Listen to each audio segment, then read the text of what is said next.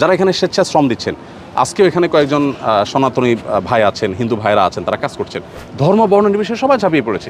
জি, আমার নাম আশিস কুমার রায়। আমরা সাধারণত জানি যে হিন্দু মুসলিম বৈষম্যতা থাকে, কিন্তু এখানে এসে আমি কোনো বৈষম্যতা দেখতেছি না।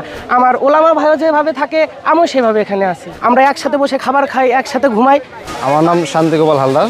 একটা জিনিস সুন্দরভাবে ফুটে উঠছে, এখানে কে মুসলিম কে হিন্দু এটা বোঝা যাচ্ছে না।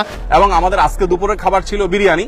তাদের জন্য আমরা আলাদা খাবার প্রস্তুত করেছি, যেহেতু আমরা জানি আমাদের হিন্দু ধর্মাবলম্বী ভাইরা গরু গোশত খান না, তাদের উপযোগী খাবার আমরা প্রস্তুত করেছি।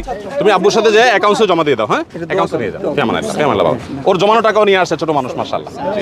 আপনি এই বন্যায় দেখেছেন সেই টিএসসি থেকে আসুন্নাহ ফাউন্ডেশন পর্যন্ত মানুষ কিন্তু ঝাঁপিয়ে পড়েছে।